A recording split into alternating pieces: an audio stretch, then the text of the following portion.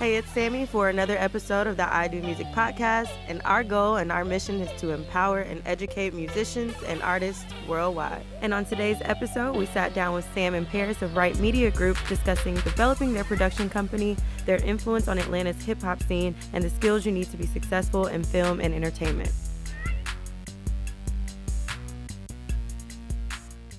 Hey everybody, it's Sammy here for the I Do Music podcast, and I'm sitting down with RITE Media, Sam and Paris.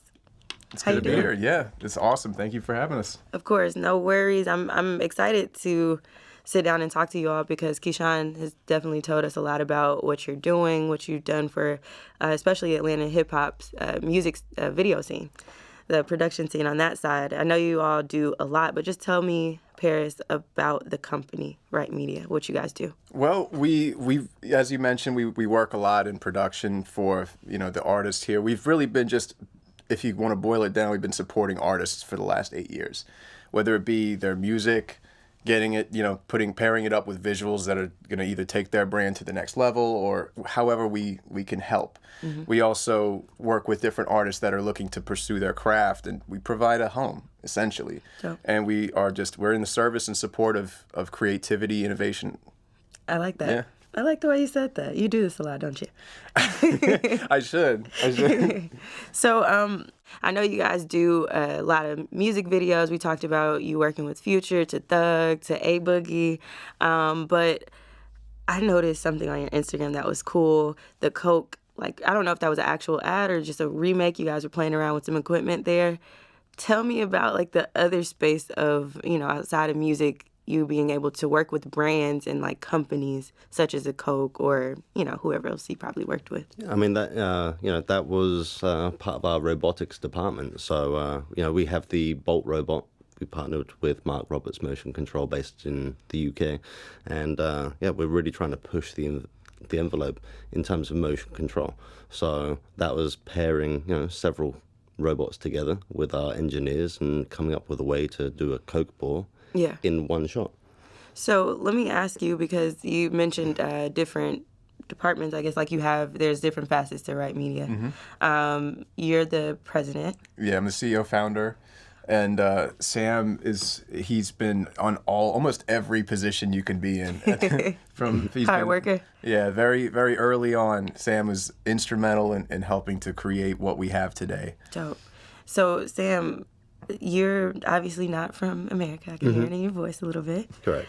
So tell me about how you landed or got your start into production. It's funny. I actually ended up in the USA because of work with the BBC. I was trying to get work with them in the UK for a long time, and opportunity came to come to Atlanta and shoot with the Lost Boys of Sudan. And by the time that was all wrapping up, I met some members of RITE Media, and within 2 weeks of meeting those guys, it was clear that Atlanta needed to be where I needed to be. Dope. How you liking Atlanta this many years? Atlanta is home. It's home? Mm-hmm. Well, we welcome you. We appreciate you being here. And you're not from Atlanta either, but we welcome you as well. Brooklyn. I feel like it's pretty much home. I mean, there's Atlanta, what it's done in the last 8 years since we started. Actually, just the election, our mayoral election just happened, and it had me thinking, since Kasim had first came onto the scene, that was around when RITE was founded. Okay. And I will say this, there is a significant difference. We've seen the growth on so many different levels. Business development. Mm-hmm. We're now, I believe, the number 3 market for Fortune 500 companies. Mm-hmm. We've seen a huge growth on our economy. And now, in the last 3 years, the culture has exploded. I mean, it's always been here. You've always seen, from the early 90s, LaFace and all those companies coming up. But what we've seen now is just... we've never seen a faster growth in a city. We're the number 1 location for shooting films. Exactly. It's mind blowing. Yeah. I'm excited for the growth. You know, this is my hometown, so to see, you know, things that I enjoy blossom and flourish again how they were in the 90s is dope. How have you created a space, or RITE Media, how have you guys created a space for yourself in Atlanta's music and entertainment industry? Because you said, you know, it's been about 8 years now, and obviously you guys are probably like one of the first companies that people go to for music videos and things like that, just by your reputation. How did you create that space for yourself here? Music has been part of our DNA since day one. I actually come from a music background, so... how's that? I've been a player, you know, piano and guitar since I was 5. So awesome. I started out as a musician, a studio musician, and I'd go from studio to studio. I think I did a couple sessions here back in like 04. Really? Yeah, 03, 04. That's exciting. As I was getting my chops in high school. And then, you know, linking up, I had a buddy of mine back in high school, and we would just experiment. And I think that the film aspect of it, because RITE was originally RITE Records back in 08. And I was pushing production.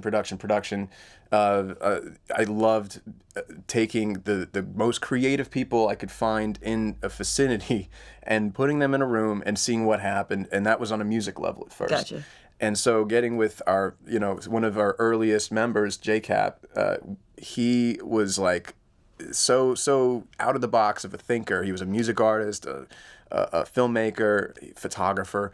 And so what it did was working with him helped to branch out into film and other areas. And that's kind of how we transitioned in the first obvious go-to area, given that my music background and his filmmaking back was just...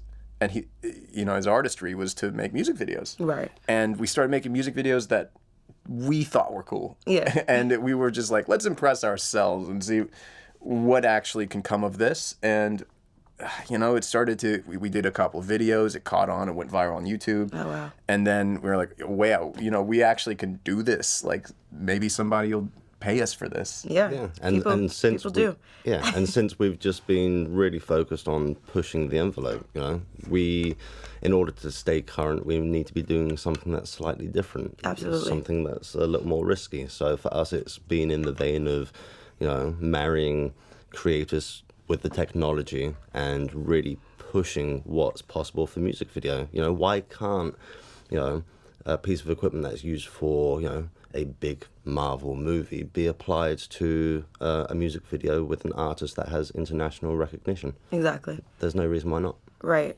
I wanted to ask, too, just because I do think with music videos that, and in hip-hop, I will say, a lot of artists kind of limit themselves on what they do. And I don't know if it's because they don't feel like they're capable of doing that with the production company they may be utilizing, or what it is that they want to make it really, it just seems like, you know, the same thing. The cars, does that get monotonous? Is that the vision that, you know, how do you intertwine your creative abilities? Well, and that, you know, so, yeah, there's been a pattern in the past, you know, so you bring in the girls, you bring in the money, you bring in the cars in a nice location, and that seems to be the formula. Right. So, you know, that's where, you know, when we engage with an artist, you know, we need to identify in the first, you know, 5-minute conversation, are you willing to step away from that? Right. 9 times out of 10, the answer is yes. Yeah. It's just about having a conversation. Exactly. And that everything else can grow from there. It's amazing how, like, absolutely. Like, we'll just say, hey, look, you know, do you believe in what we believe in? Do you, with your brand, are you trying to push the envelope, or do you want to do what's been done? Right. And like Sam said, 9 times out of 10, when they're asked the question, they're like, wait, you know, it's almost like a self-discovery moment. Right. Like, well, you know what? Let me try that. Right. And if it's an artist who, I think we like to try to work with folks and magnetize people in general who are of the belief that what we are doing is to continue to build upon what has been done, not to perpetuate it and fall into a pattern of monotony, because that's how something becomes stale and it never lasts. Exactly. And I think A Boogie is a perfect example of someone that's done that recently. You know, I'm sure he won't mind me saying, but the guy took, you know, 2 hours to get comfortable enough to let go of his nose underwater, let alone sit 17 feet underwater for hours at a time. Oh, wow. He had ankle weights strapped to him, so he physically could not get to the surface even if he wanted to. So he had to put his full trust in the team, in the safety divers. Risk. Yeah, but he understood that's what he needed to do in order to take that next step. Exactly. And look at him now. He's he's really blowing up. Doing numbers on that video. Yeah, Absolutely. That's awesome. Let me ask, who was the first music video that you shot or RITE shot in Atlanta? Or could you think of any like funny, memorable moments on set? Oh, he's gonna love this. Okay, so ironically, our chairman, his name is Mikey Cosentino. He had a video. I'm gonna shout it out. It's called "All That I Am." Okay. Go look it up. Anyway, so that was the very first video. $700, I think, was the budget. Really? And he was, at the time, singer-songwriter. He had moved to Atlanta from Jersey. And, we linked up with him through a buddy of mine, and we shot a video. It was just, and I was like the assistant camera. My buddy J-Cap was the director, and we edited it, just a two-man team. Yeah. And that was our first project. And I think that was in 2010, and then 4 years later, he joined the team in a big way and helping to take RITE to the next level. That's awesome. And now, like, what's a typical set team look like for you guys? Like, how many people? Is it still a small team, or do you guys really have, or does it depend on the project maybe? Well, yeah. I mean, it definitely depends on the project. We run a scalable operation, so, it really depends on what the production needs. For example, if we're doing a shoot in a mansion and we're completely redressing the mansion, you might have an art team of 8 people. On another production, your entire crew might be just 8 people. So, it's really about just putting the right people in the right place at the right time. Absolutely. Okay, so let me ask, because I know that you guys supply about 80%, and maybe that's like a interesting percentage, but I don't know if that's accurate actually, of Atlanta's hip hop videos with like props and things like that. How are you capable of doing that? And like, I know I asked earlier, but how did you put yourself in that space to be like the go-to almost, essentially? Like, I've heard about RITE Media. Many people have heard about you in the music video space, but like, how did you become like the go-to? Speaking to just go-to, I think it's a flattering thought, but you wouldn't say that. The team is the reason. Gotcha. We've been very blessed and lucky to foster talent at RITE that they all believe in stepping it up, stepping the boundaries, and pushing the envelope. And when you have a group of people who all see the same vision, no matter what organization it is, then you get good results. You get great results.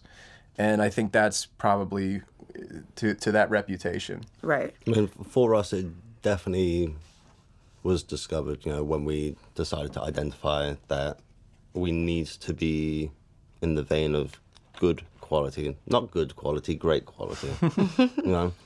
I agree. Everyone can be good, but, in order to be great, in order to be exceptional, you need to make some conscious decisions. And that was, okay, we're not going to do the girls, the money, the formula, how do we step away from that? So yeah, I'm more interested most recently because a lot of people don't watch music videos anymore. Just as we don't have the 106 in Parks, the TR. Well, now we do, but we didn't have that for a while. So I'm always interested to see really, really cool videos. I even made like this blog post recently, like music videos you probably haven't seen yet, and to see like Amine, like step outside of, I hope I'm pronouncing his name right, different artists, like you said, A Boogie, stepping outside of their comfort zone to create like something that's visually captivating. Yeah, I mean, the hip-hop world, we are in Atlanta, and this is the hip-hop capital, without a doubt, and so being in this market, and I think that hip-hop has always, at its essence, been a very experimental art form, and it's always been pushing in various different directions. There's so many artists that are taking the baton and running, and so we're at a very interesting point right now, and we've been here for about 8 years doing not just hip-hop videos, but all kinds of projects. From, we also, because there's a lot of integration, so I think what it's become now, and one of the reasons that hip-hop we're being more specific and we can really run and take it further and further is because the influx of filmmaking and creativity that's come to Atlanta has really inspired us a lot. And as the Marvel films, we work on a lot of the Marvel films here. Oh, dope. We work on a lot of the, like, we're bringing kind of a new commercial environment here as far as tabletop and really exceptional branding and things like that. And then the thing that, the common thread between all of them is seeing how that, all right, what are we doing that is authentic to us? I think all of us speak to that authenticity. The art needs to speak to it. And that's what RITE is all about. And that's what our artists and our partners and our clients, they all believe that. Exactly. So let me ask you, what skills do you think any upcoming cinematographers that are watching or listening, what skills do you think they should have, like, coming up in 2017, 2018? Like, what are some things that maybe when you started off, things have changed? What should you know as an upcoming cinematographer? I mean, the most important thing is to be able to do your research, knowing what's come before, and then being able to identify what was successful in that and try and, take the next step. So, a lot of people like to tell stories in music videos. If you're going to tell a story, how can you manipulate the narrative to tell a story in a completely new, different way? Just look for that thing that hasn't been done yet.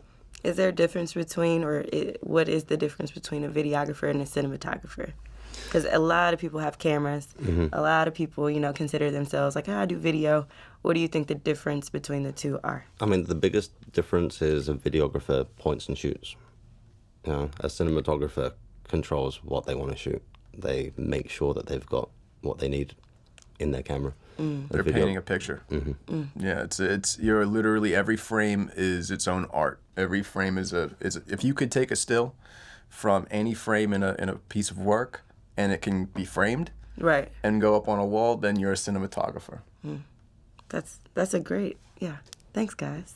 Because seriously, a lot of people don't really identify the difference between the two. They kind of just assume that, you got a camera, you're able to shoot, then that's what it is. But for someone like you two, or who do this, what I mean? It kind of is almost like how everybody feels they can DJ or everybody feels they can do. It's so much access now to being able to get a camera and being able to get lights or whatever. So everybody thinks they can do it. Right. And, lighting is a huge part of, what makes a cinematographer, but it's really understanding the composition and how everything stands within the frame. Right. Understanding your lower thirds, understanding your headroom, and understanding that the way that you frame a shot can really motivate the story on an emotional level. I agree. So if someone's looking out the window and they've got all this negative space behind them, that would imply that they're quite lonely. If you frame it up the other way and they've got all this positive space in front of them, they've got possibilities. There's a great, if you guys haven't seen the Spielberg documentary on HBO, check that out, because there's one part of that documentary that stood out to me, especially when it came to cinematography.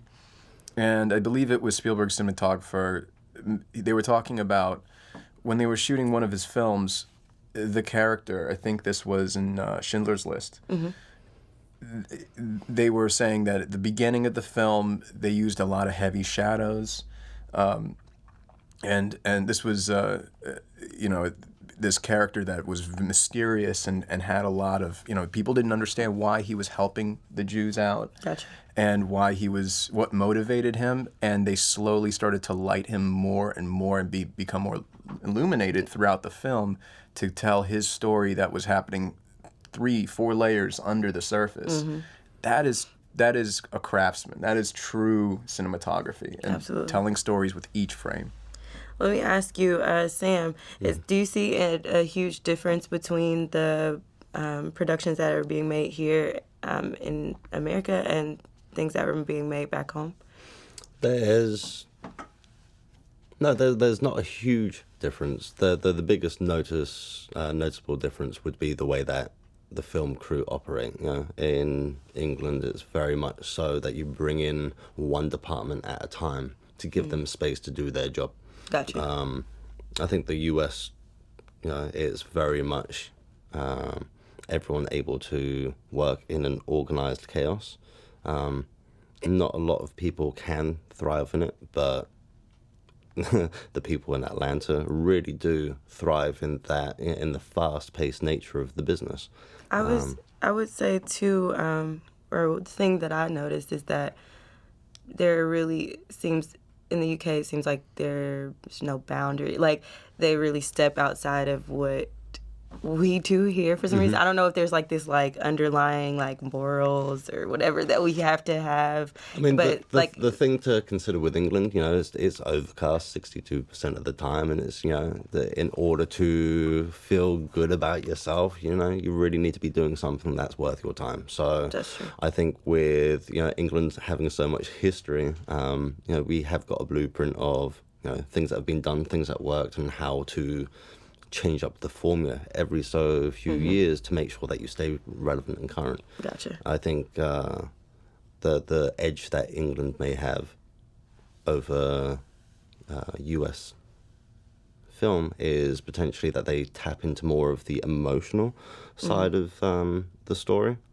whereas, you know, America's very big on the explosions and the actions. Yeah. And I think what we're seeing right now is a more conscious audience and people really wanting to feel something. Yeah. And the American market is definitely moving more to a feelings-based experience. I agree. I think about shows like Black Mirror, and there are a few other like Netflix shows that I've come to love, and just, you know, seeing how they really take it there here. You know what I mean? Like make you provoke thought, and we don't really get, where we hadn't gotten that a lot with some of the shows that are produced here.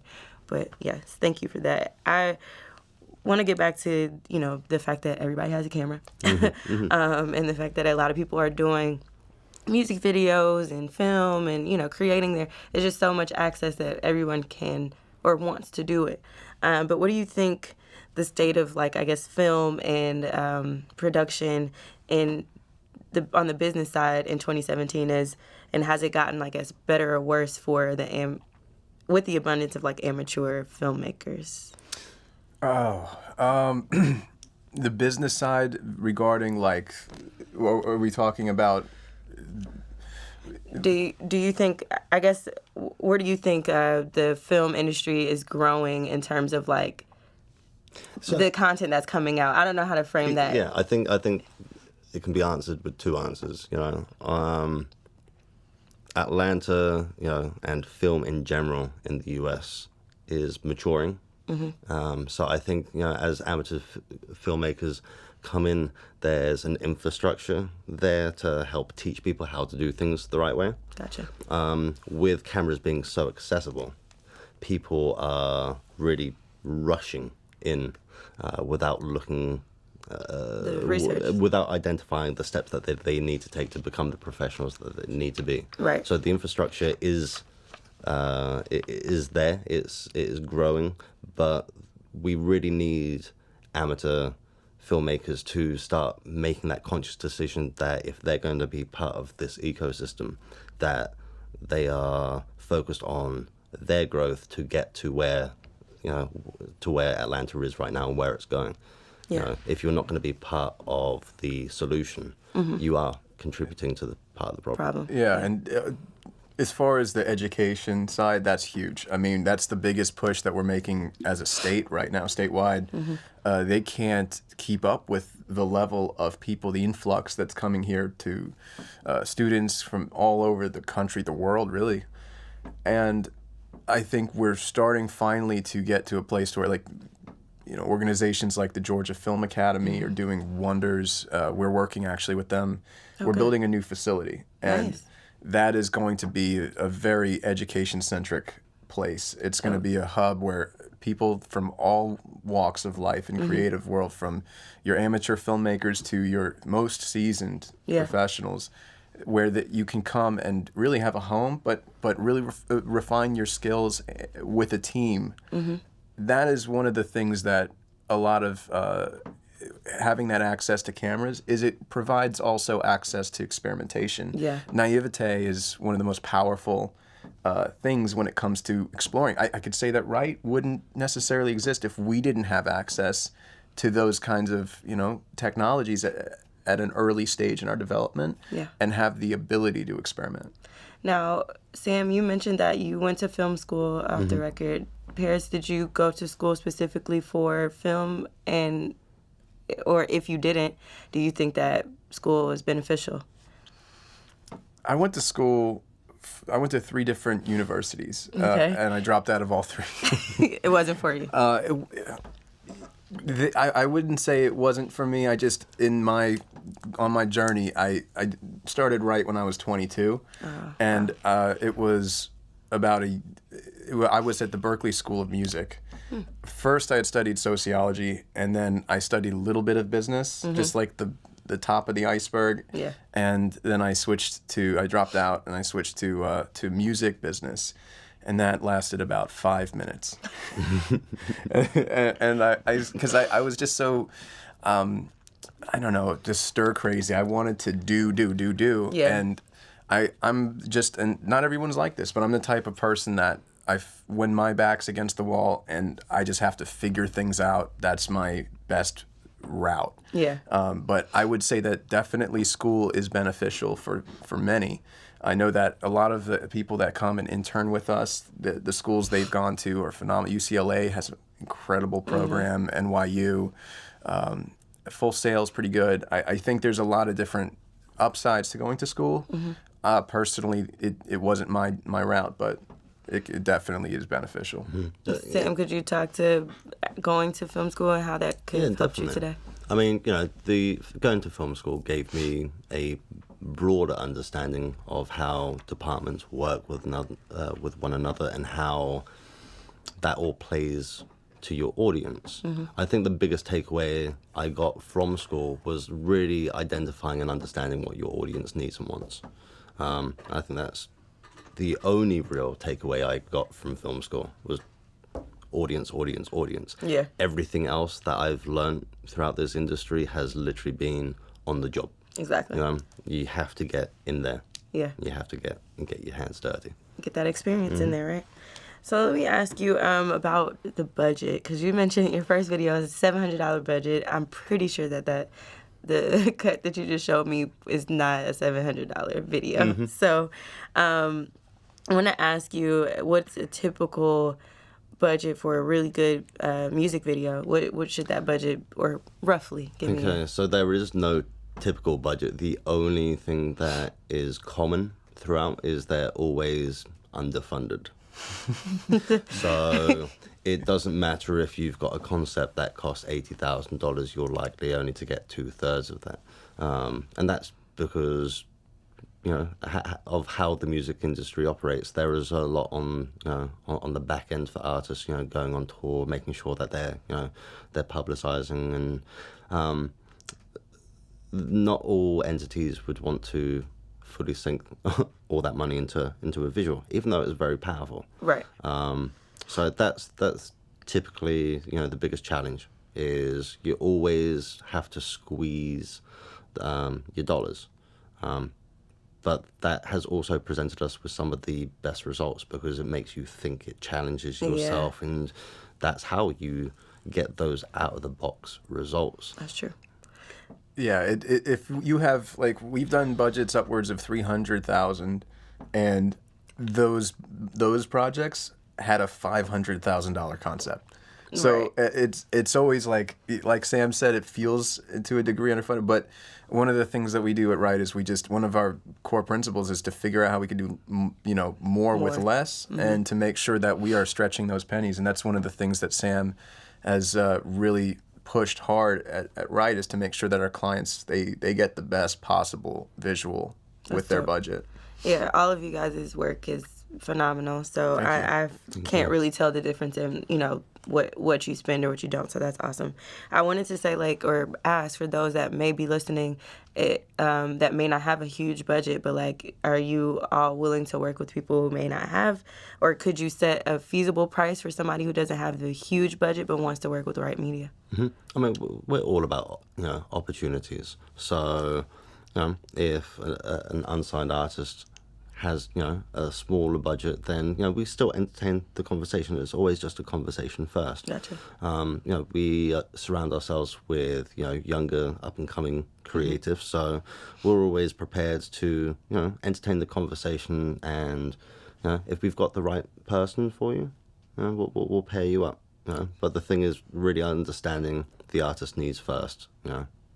So let me ask, when you have the initial conversation, in terms of, like, say the artist has a concept or something, do you guys just sit and kind of create that concept or storyboard together, or how does that process work initially? It goes all kinds of, there's like 3 or 4 different ways to skin the cat. So you have some concepts that an artist will bring a song and a concept and say, this is my broad idea. Some artists are super detailed, very particular, and then some will just leave that up to us as far as developing the concept based on the music.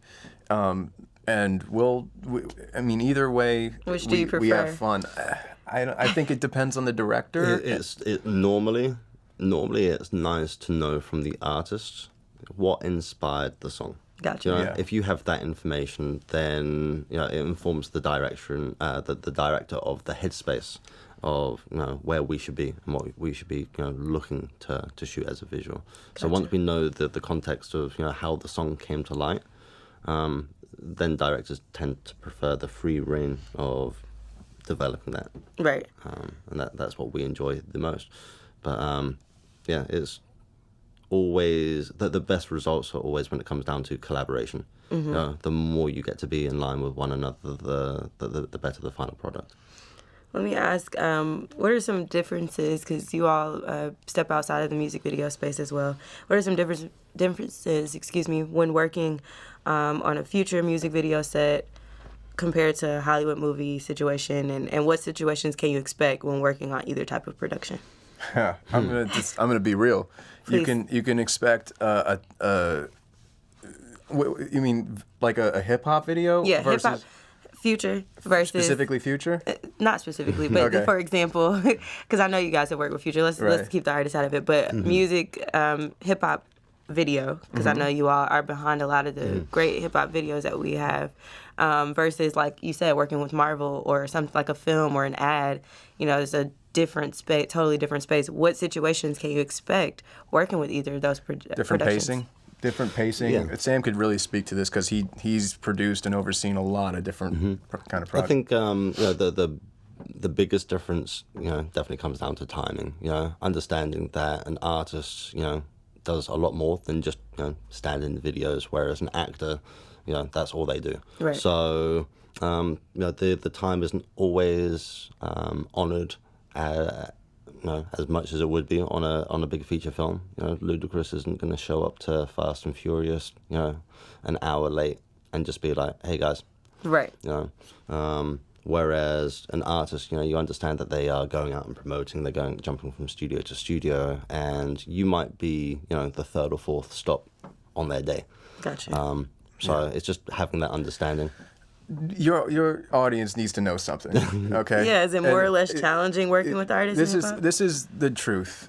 Is if you're an artist, you're up and coming, treat your shit professionally. Show up on time, because the artists that don't, they're gonna phase themselves out. Yeah. You can't continue a trend because your art is gonna suffer. When you don't take your craft seriously, your art suffers, and the audience, they're smart. They're gonna feel it. It's gonna start to wane, and I would say anyone who really is they're as an artist, if you really care about your craft and your platform and what you can do with your platform, if you want to really rise up, take it seriously. Show up on time. Make sure that you're prepared to give the best performance that you can give, and don't let yourself get distracted by the lifestyle. Yeah. I couldn't have said it better. Let me ask you, are there certain cameras that are better for music videos versus film, or vice versa? Like, do you use the same equipment, or is there like a different approach? We use the same equipment for film, commercial, music video. What we do is across the three is use that same equipment differently. So Gotcha. for music video, you might, use more physical aggression on the camera. You might shake the camera to give it the same kind of feel as the beat of the song. Whereas, with commercial, it's a lot more controlled. So same equipment, just utilized in different ways. That's dope. Let me ask you, and this is, I have no idea what this is, but Keyshawn definitely provided this question. Do you really need, I'm assuming this is RED or ARRI cameras, and other very expensive Hollywood equipment to make great film music video? No, you don't. What you need is a good idea. That's what it boils down to. I mean, you don't even need a big budget. All you need is creative, out-of-the-box ideas. That's what we started on, and we're trying to continue to build off of that every day. And you can't use equipment as a crutch. And this is coming from us where we have giant robots, motion control robots. We shoot on a Phantom Flex 4K, which is the holy grail of slow motion, like high-speed photography, where you can capture extremely slow motion shots, like 1,000 frames per second at like 4K resolution. Wow. Really high resolution. And that is not how you make great art. It can help you make your art more creative because you can use it as a tool, but it's just a tool. Any camera is just a tool. It's like a paintbrush, and you're using it to create a color and to paint a pretty picture, but that picture is ultimately what matters. Right. I agree. Now, you mentioned being on time and like being professional. Let's talk about for the crew and for the people who are involved on the opposite end, how important being on time is and like being ready for the job. Every second counts. Typically a music video production will run over 12 hours. We really try and stick to our 12 hours. And that only works if everyone plays together in complete harmony. So your art department has to show up on time, because if your art department doesn't show up on time, it delays your grip and electric team, which delays your camera team. So if people aren't communicating and working in unison, it just doesn't work.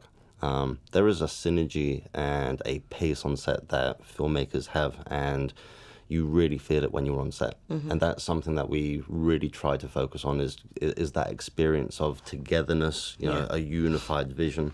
And, we encourage and invite artists to take it as seriously as we do. Yeah, and you like, just like being an artist, you'll phase yourself out as a crew member way faster. If you show up late one day, that's somebody else that's looking for that opportunity is going to take your job. If you're 5 minutes late, and you haven't called ahead to inform that you're 5 minutes late, you really are at jeopardy from being hired on the next job. It's true. as simple as that. That's true. So reputation and, timeliness is key in the business. It's also, that's kind of the bare minimum. Yeah. If you are on set, you need to run circles around everybody. You need to constantly be focused. It's a competitive environment. Right now, Atlanta, again, is Georgia's the number one shooting location in the world. Crew is flocking here from all over the world to be a part of this zeitgeist of filmmaking. Yeah. And, if you're not willing to put 100,000% every day, treat it like, it doesn't matter what you're getting paid or if you're getting paid. You treat it like you're living and dying by this production. That production needs to come number one.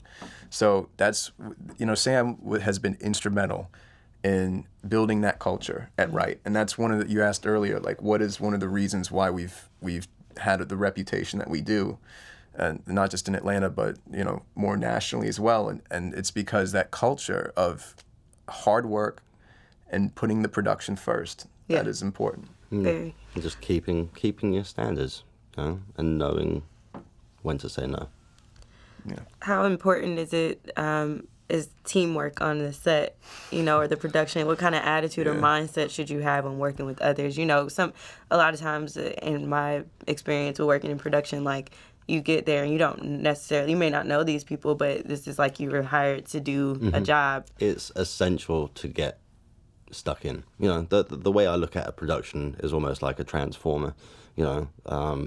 Each person is the arms, the hands, the fingers, the legs, and if everyone isn't working in unison, production, the robot, it does not work.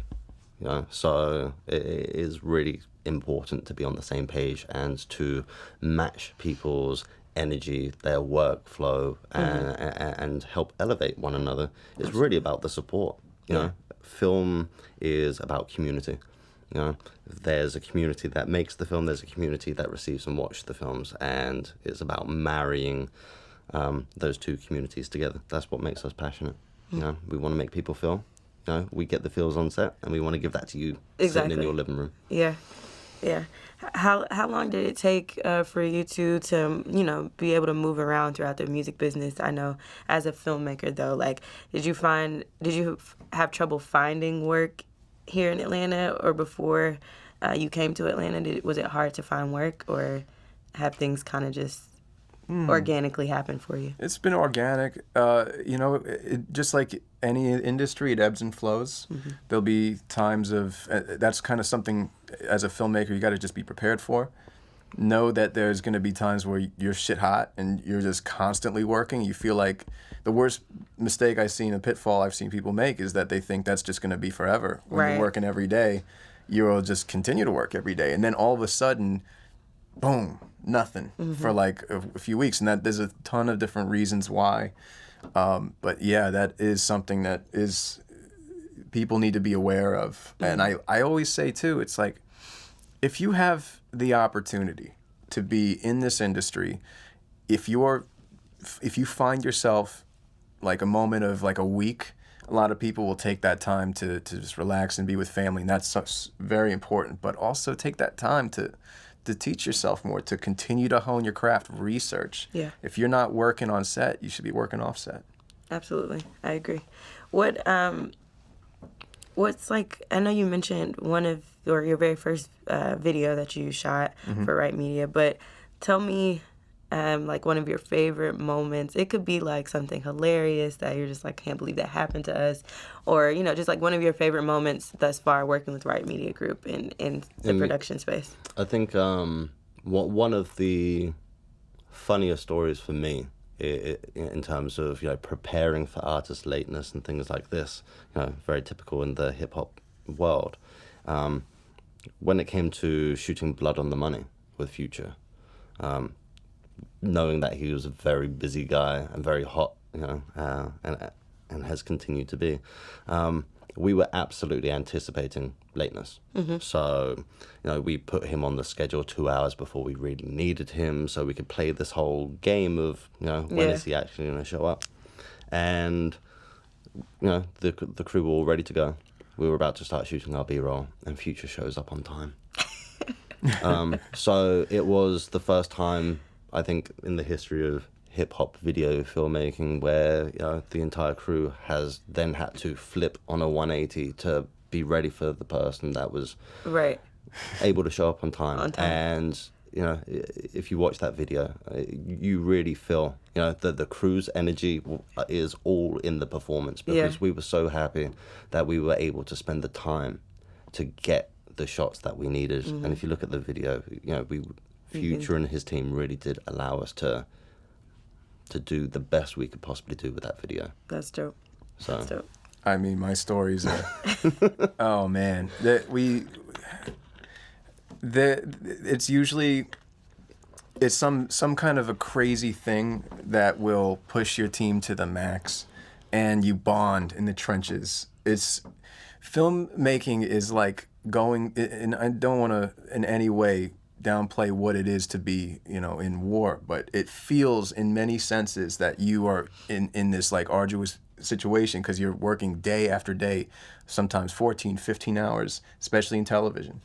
And you become family with these people. You can meet somebody for the first time, but they're your brother and sister. You have to rely on them. And you're on your feet the entire time. You're hustling the entire time. Your brain is focused the entire time on the task at hand. And magic. Yeah. That is just pure magic that can come out of that. I think that a lot of people can relate to that in terms of being the artist or being in radio and promotions and all facets of the entertainment industry, that we just work.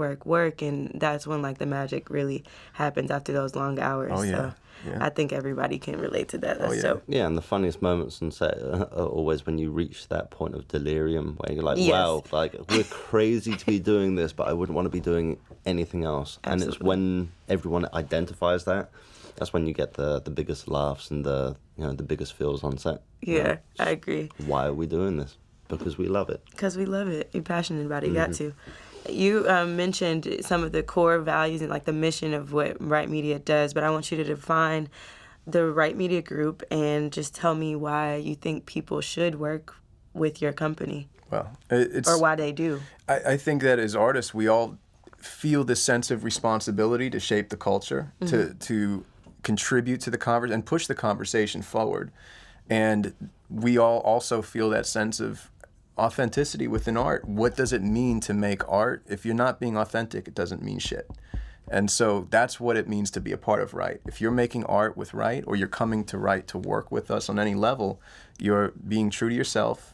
You're collaborating with people who believe also in really pushing the sense of the unseen. What are we doing? We're trying to make something, we're breaking it apart and putting it back together in a different way that it hasn't, that we haven't seen before. Right. And so that's what it means to work with RITE, is that we like to work with people who share that belief system.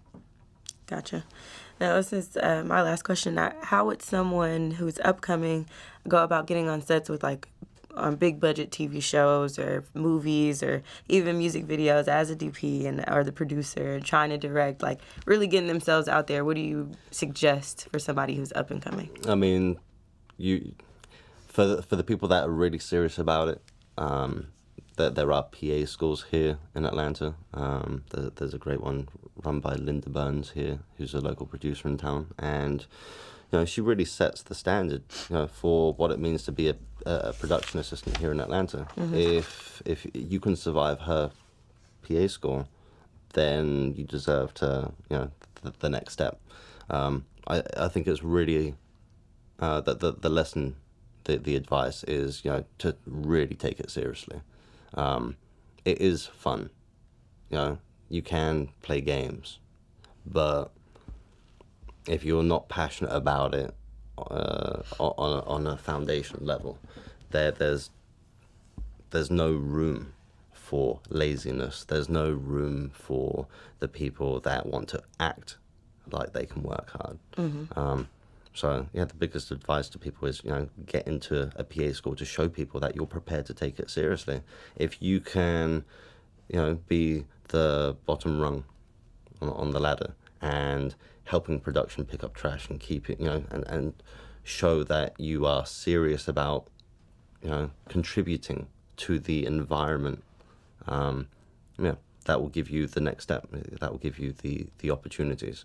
But if you can't do the work honestly, don't even try. Get out the kitchen. Yeah, and there's another thing too, is that because people have a sense of when they're getting into this business, they see the magic and the glamour.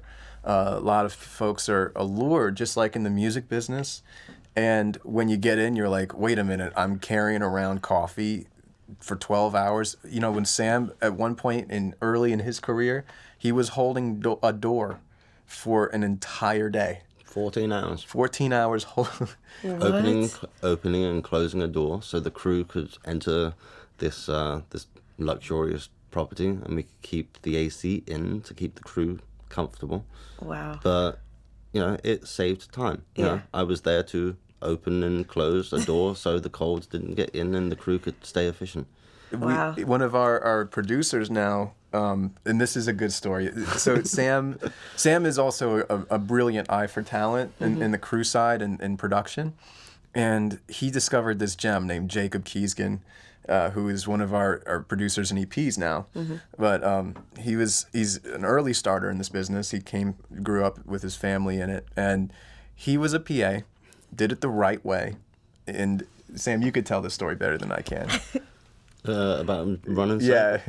Well, yeah. And it was one of those things, my daughter was about to be born, ego goes out the window at that point. I wanted to provide for my family, and so I started to PA again with some of the producers that had given me the initial opportunities here in Atlanta. And there was this PA that was really rubbing people the wrong way.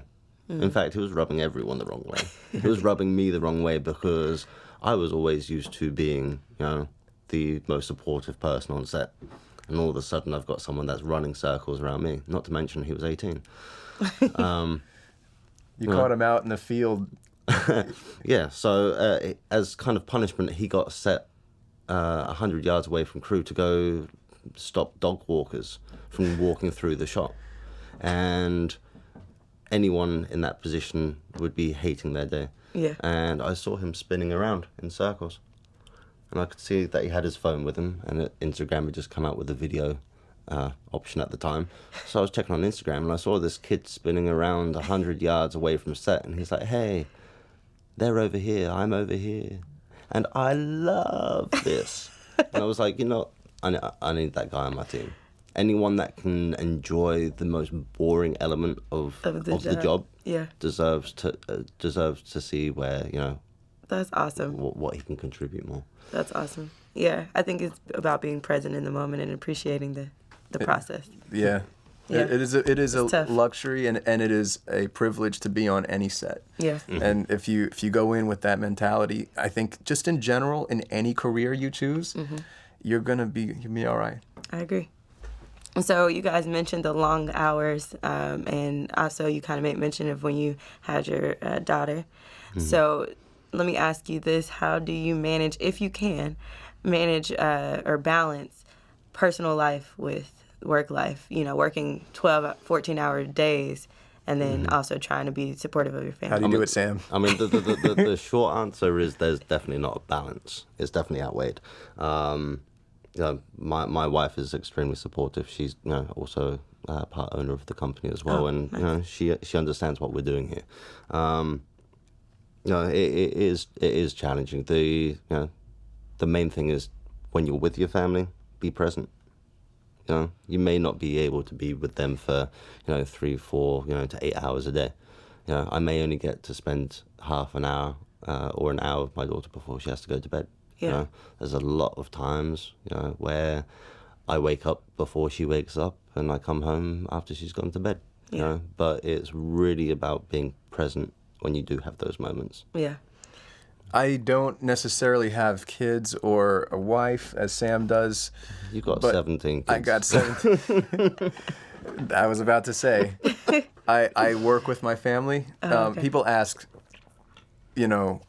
what kind of company we are. What is RITE? Is it a startup? Is it a small business? And my answer every time is we're a family company. We treat it like a family company. We always have. And his daughter, Amelia, has 17 uncles and aunts, and she has the most unique community upbringing because it does take a village to raise a child. And so what we do is to have that family balance as much as possible. We hang out with each other all the time. We're all like family. After work, we don't work, but after we are doing a project, we just hang out with each other. We'll go get drinks. We'll go out on outings.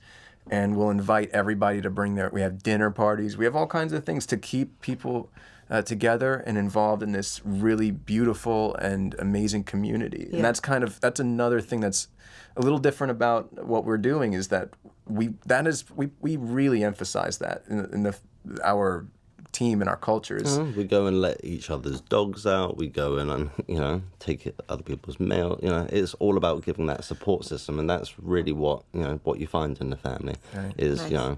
Putting yourself out so you can help someone else. And Amelia spends a lot of time around the office. She can because we want her to be in this environment because it's a loving environment. It's a beautiful place of art and creativity. And when I have kids, I'm excited to have this culture that they can grow up in because I did not have that when I was younger. Neither did Sam. Mm-hmm. Yeah, all right, that's dope. Oh, Amelia. Mm-hmm. No, she's awesome. She has a great support system already. So you all mentioned too, just that Sam had to do some vocals because you couldn't get something cleared, right? Mm-hmm. And I'm sure that you probably run across that issue. Do you run across the issue of like legality, legal battles or issues when you're trying to clear maybe samples or, whatever you're producing that may need that in terms of production? Well, when we go into a project with a client, every contract that we've ever seen, it's always we agreed not to infringe upon any third party. And so we're always very cautious and careful when we are entering into any sort of endeavor or project to make sure that it's clean. We have a lot of experience in making sure that, okay, no logos on set. There's someone whose job it is to make sure to make sure there's nothing that is in the shot that hasn't been cleared. As far as music, the good news is that we create a lot of our music in-house, and we create a lot of our sound and sound design in-house as well. Oh, nice. So that usually is an upside for clients because they don't have to worry about clearance so much. Yeah. Only if we want a specific thing, then it's a collaborative effort between us and, like, for example, the label will say, okay, here's where we acquired. Can you guys speak to their publishing, and we'll get clearance that way. As far as legal battles, that happens where you will have anything in any business you're in, especially in this industry. There will be people out there that are not, they don't carry themselves with integrity. You unfortunately will find yourself in positions as you come up, or if you start a company, or just as a freelancer, where you might very well get screwed if you're not, educated on what a contract. I would urge everybody's listening to this to take a couple of classes on contract law, especially in the entertainment side. There's so many resources out there. I happened to be a paralegal under my mother when I was younger, so Gotcha. there was a lot of, every day there's some sort of understanding or lack of understanding that needs to be resolved. And I love contracts, not because it's something that I feel like I can't shake someone's hand and trust them. It's actually the opposite. Putting everything down on paper ensures that you have the mutual understanding.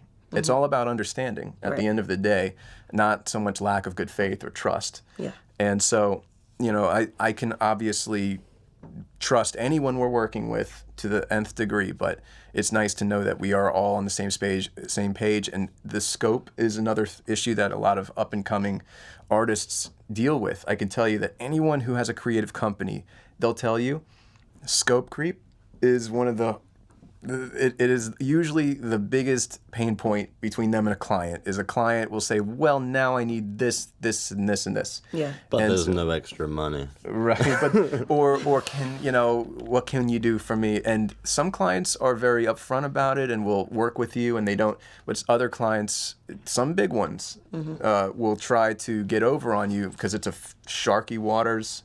And we were just talking about this on the way here. It's sharky territory, and you got to stick up for yourself when you know you're in the right. Yeah. Absolutely. Well, I pray that you guys stay away from the legal battles, the legal issues as much as possible, even though that's just like a common thing in the entertainment business. There's snakes everywhere, but people know. I think we've developed a reputation. I know I have, that I'll cut a snake's head off in a second. All right. So it's just one of those things. Don't mess with pears, okay? That's awesome. Yeah. Any lasting, I guess, words of advice? I know we touched on this a little bit, but just any last words of advice to those listening who are maybe the artist or, want to be a future DP or whatever the case may be? Yeah, I think we discussed this in the car on the way here, and it's really about setting a standard for yourself and being in competition with only yourself. If you're trying to better yourself every single day, that's how you're going to get to where you're going. Absolutely. To improve on yourself. If you're purely focused on other people's success, you're probably not going to get there. That's true. It's like a football team. It's like, you're prepping for the big game, and you're with your teammates. You're trying to figure out how you can execute the play more efficiently. You're trying to figure out how you can better yourself. And the coach is constantly, yes, you might look at film, but really that's just to better your own craft. You're not worried about what the other team so much is doing while you're in the game.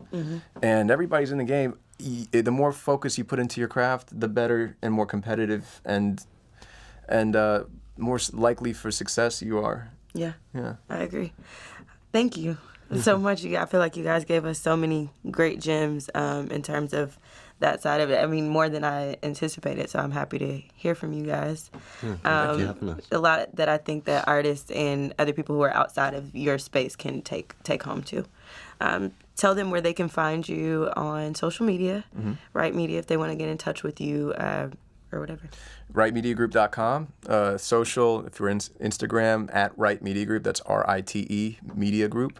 We're on, we're everywhere. I feel like we're trying to be at least. Yeah, no, Yeah. they're definitely present. I saw a lot of cool stuff on your Instagram, so I'm happy to see that you guys keep that up and show, you're able to showcase your project that way as well. Oh yeah, and there's a lot of unseen as well. So, I'm sure. Yeah, the Instagram is definitely where you're going to see the that kind of content first. Cool. So yeah, thank you guys. Thank you. And as always, you all can find me at Sammy Approved on all social media platforms. And thank you so much for listening. Sam and Paris, thanks for joining us. Thanks for having us. Thank you for listening, guys.